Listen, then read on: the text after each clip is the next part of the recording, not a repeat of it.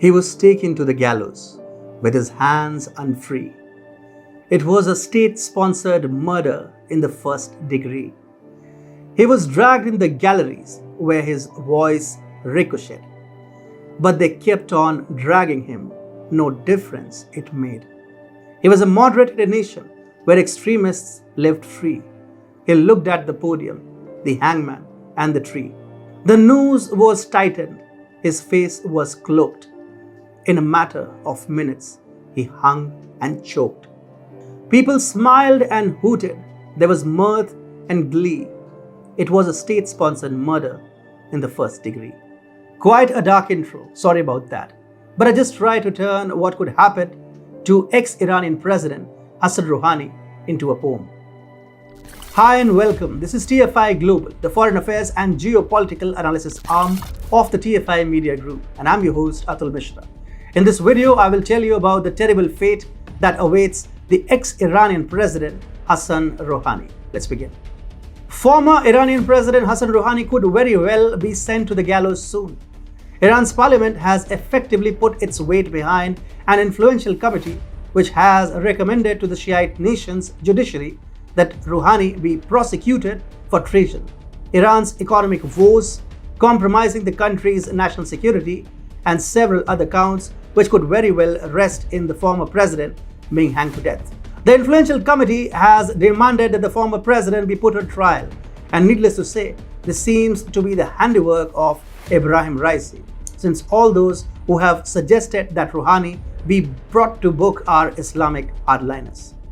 Listing 18 counts, the petition accuses Rouhani of deception of the public about sanctions removal, as well as destroying Iran's nuclear technology. It further levels treason allegations, punishable by death penalty under Iran's strict judicial laws.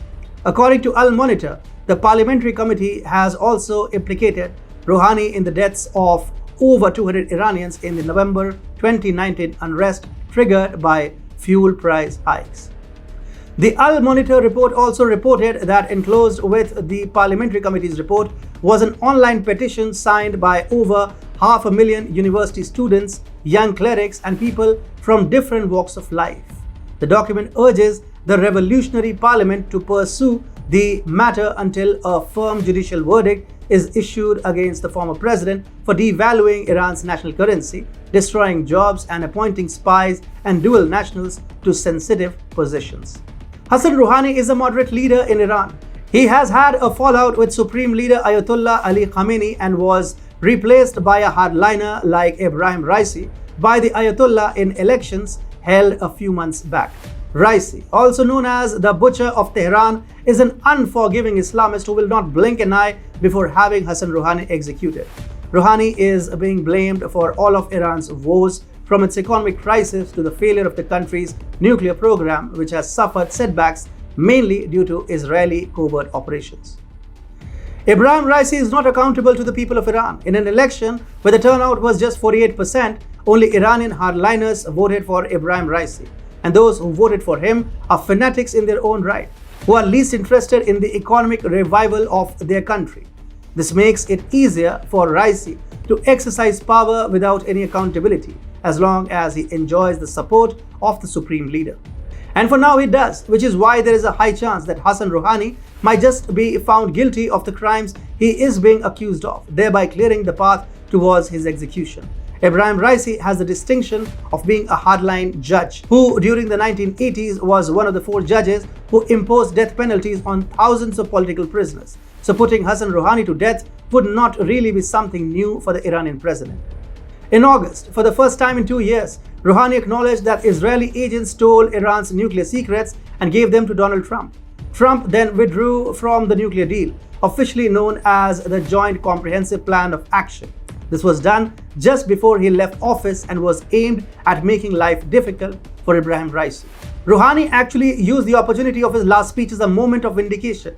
He used the unrest in Iran to show that he was right all along, whereas the conservative Islamist regime's influence was the one pushing Iran into anarchy.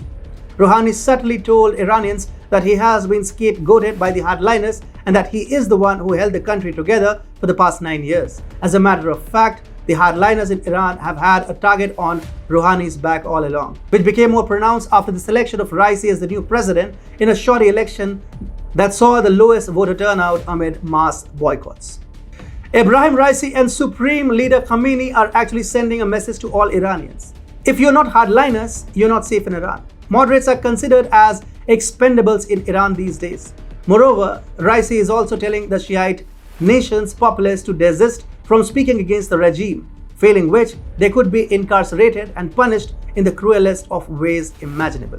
Given the fact that Iran's judiciary is just as hardline as Raisi and Khamenei are, there's nothing to suggest that Hassan Rouhani will be let go. Iran's judiciary has traditionally been a conservative entity whose chief is directly appointed by Supreme Leader Ayatollah Ali Khamenei.